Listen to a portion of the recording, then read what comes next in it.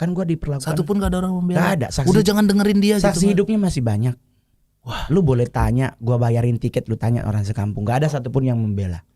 Karena gue juga tidak diperlakukan sebagai cucu kesayangan. Gue dianggap orang luar. Gue ke sekolah jalan kaki. Teman-teman gue yang lain naik oto. Kalau bahasa Manado naik mobil. Gue jalan kaki 3 kilo bro tiap hari. PP pergi pulang. Pantesan betis lu gede ya. Kalau lapar gue nggak pernah cari makan rumah makan. Itu ngelemparin pala atau apa kayak yang ada di jalan-jalan. Kan ikutin peraturan 5 meter dari jalan raya milik bersama.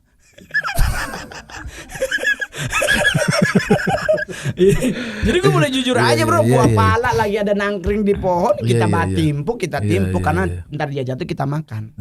Punya jadi bumi. Jadi gue boleh jujur, kalau bicara hidup tersiksa, gue udah ngerasain.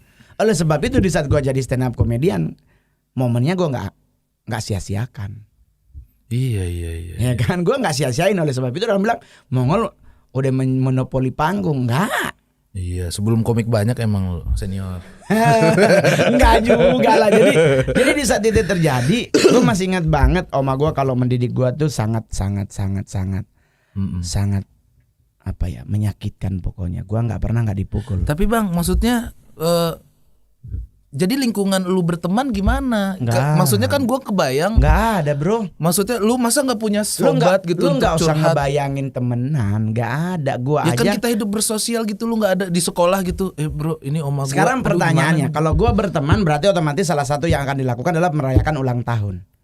Lu nggak pernah? 2015 gue baru merayakan ulang tahun seumur hidup gue. Siapa merayakan tuh? Sama teman-teman di Inul Vista Sarina lantai 13. VVIP room. Udah artis bro, udah artis. Tapi 2015. Sedih. Gua SD, SMP, SMA gue nggak pernah merayakan ulang tahun. Ngingat sendiri aja. Gue ulang tahun gitu. Happy birthday to me. Ya maksudnya gitu. ya gue jalan-jalan aja. Maksudnya gue menikmati hidup tanpa menjadi beban. Karena buat gue merayain ulang tahun. Yang momen paling membahagiakan kan orang ulang tahun tuh masa kecil sampai usia 17 tahun tuh pasti kan. Iya, apalagi 17 ya kan? Tahun Sweet 17 itu bisa itu tuh. Gokil, iya. Nah, zaman dulu berasa juga udah mungkin tembus bisa. Dewasa banget tuh. Gak mungkin lah zaman dulu 17 bisa begitu. Orang gak ada bokep. Oh iya. Belum ada sayang. Semua kaset segini tebel. Lu nunggu dia masuk, mak keluar. Gak bisa dicepetin ya. Gak bisa dicepetin ya. Kocak banget bokep gak bisa dicepetin. Gak bisa karena kan dia mesinnya kan dia sek mak keluar. Iya. Kalau kita kan doping aja awal kan udah bangun tuh. Ini kan boro-boro bangun kasih sek.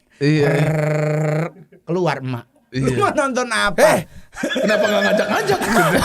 Lagian juga samaan itu kan gak ada warna. Iya. Hitam putih. Iya. Apanya yang lu mau diliatin? Kayak nonton Juventus.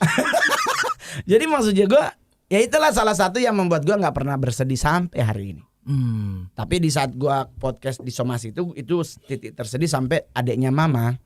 Itu telepon gue lama banget. Dia bilang pokoknya ngana harus berdiri. Jangan tumbang. Pokoknya harus kuat ngana berdiri. Gimana sih cara lu bang buat apa? Bangkit. Bukan, lu ngadepin. Stay gitu, nggak hancur gitu mental lu. Lu nggak punya teman di rumah juga. Kalau makan panggil nggak? Makan. Tapi gua nggak dapat nasi. Nggak dapat nasi. Iya. Masa piring aja. Nggak, jadi kan kalau di kampung tuh kan dulu pembelajaran 5 sehat. 4 sehat 5 sempurna. Toh? Nah kan nasi itu paling terakhir. Kan kita pasti makan singkong, ubi jalar gitu tuh, sayur, santan apa, ikan gak ada daging karena kan di daerah Sanger sapi langkanya kayaknya dihitung 1 juta orang sapinya 1. Karena memang tapi kalau babi ya kan. Nah, ya gua nggak dapet nasi, gue cuma makan ubi gitu-gitu. Cilembu tuh. Iya. Dimakan begitu. Nggak bohong itu. Trauma nggak lo? Enggak sih bro. Enggak ya. Tapi ngeliat ubi lagi. Tapi gue boleh jujur. Lo tahu kenapa gue mencoba bertahan di dunia entertain sekalipun cobaannya hantemannya banyak. Iya. Maksudnya kan itu itu memotivasi gue untuk ngasih tahu kepada mereka yang dulu membuat gue seperti itu bahwa gue berhasil. Berarti ada dendam yang baik gitu. Ya, Iya dong. Gue nggak pernah dendam sama orang. Iya, yang maksud lu benci gitu enggak? Gue pengen Justru gue pengen membuktikan gitu. Coy. Lu mungkin anak bapak lu mungkin polisi atau bapak lu tentara. Gue nggak tahu bapak gue siapa. Tapi gue belum pernah makan sama presiden. Gue udah pernah. Presiden yang mana nih, Pak Jokowi? Iya. Wis. Udah berapa kali tuh sampai udah nggak mau lagi. Karena nggak bisa nambah ternyata. Lucu banget. Kan lu bisa nambah. Iya, segede. Jadi kalau presidennya nggak berdiri, lu berani berdiri ngambil nasi. Meninggal lu ada pampres sebelah sono. AK-47 tinggal kokang. Jadi maksudnya gini, gue mau menjadi bukti kepada banyak orang bahwa dianggap anak orang gila, dianggap anak haram, nggak dianggap oleh keluarganya, tapi bisa berhasil. Nah, lu yang punya orang tua, lu lengkap bahkan ganteng, itu cantik, kenapa nggak bisa berhasil? Orang jelek aja bisa berhasil seperti gue. Dengerin tuh bro. Itu? Cuma bapak lu polisi. Yoi dong. Ya, anaknya kan harus bisa jadi polisi juga. Ya, kenapa justru jadi lawer nggak jelas? Emang harus jadi polisi juga? Bisa lah kalau lu badan bagus. Bapak lu kan polisi, setidaknya kan ada jatah. Anaknya satu boleh jadi anggota kepolisian. Betul. Atau anggota TNI. Terus kenapa jadi bandar gele? Iya. Kan berarti kebodohan itu. Lagu aja orang tua nggak jelas gue bisa berhasil bro. Sampai hari ini stand up komedi terbaik, termahal. Lu pertama kali ke Jakarta kapan? 2099 lah itu. 2000 lah hitungnya. Ngapain? Mau sekolah pendeta.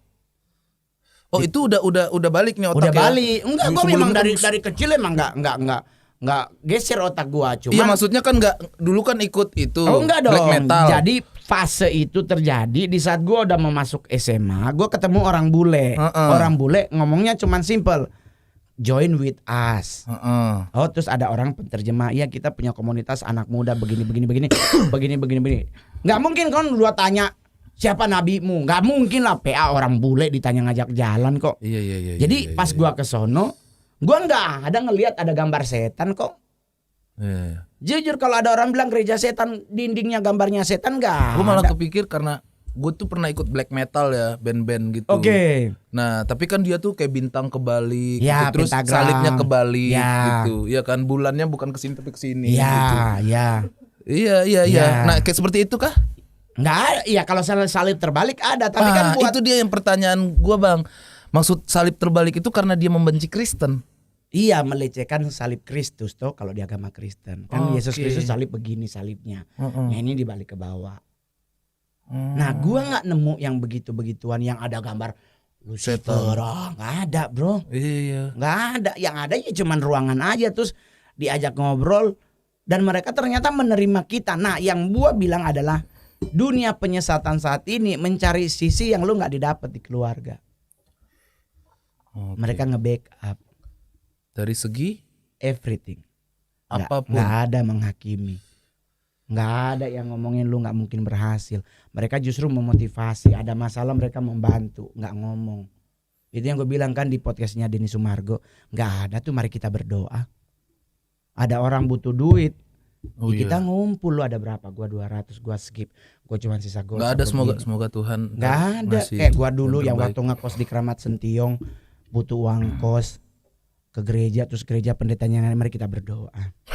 Amin. Gua harap dapat duit. Pendeta tetap beriman. Gua pulang kosan, ibu kosnya langsung nanya. Sini mongol, ada dong hepengnya. Ya nggak ada opung. Doa lagi dipesan. Gue lakukan apa yang pendeta lakukan. Terus orang tanya, terus gimana? Ya diusir coy. Karena ibu kosnya butuhnya hepeng bukan doa mulai. Tahe. Nah tahun berapa tuh maksudnya kan pertama ikut setelah SMA itu. Setelah SMA. Apa yang membuat gua gabung di situ? Ya apa yang membuat keluar dari situ? Ya itu quote. Kita lagi kan gue udah dilantik jadi LC 3 bulan setelah bergabung. Gue menjadi LC. Banyak duit dong, namanya leadership komite. Enggak lah, gue bukan nyari-nyari orang. Ya katanya kan kita karena bawa nyari orang marketing. Ya karena kan gue pernah dengar dari lu tuh kan yang bawa terus dapat duit gitu. Lu juga gitu. Ya lu, ya ampun lu di situ. Ekspektasinya itu gembel. Paling rendah kalau dalam level pengerja. Kan gua leadership komite. Bosnya ya. Di atas penentu dari 7 jenderal Asia. Kan kita megang bukan cuman Indonesia, gue megang kan Asia. Di bawah Mr. Satan lu ya. Oh, enggak dong. Oh iya. Manusia kali ketuanya. Iya. Malu kirain setan ketuanya, terus dia nongkrong di mana? Di bawah pohon kelapa, PA. Enggak lah, cuman memang kita menjadi komunitas yang targetnya kita adalah membuat orang yang beragama di Indonesia tidak percaya dengan Tuhannya. Gila. Itu doang. Nah, jika di saat kita bekerja kita digaji. Ya itulah yang orang bilang, Mongol jangkis, jange kurus tinggi najis.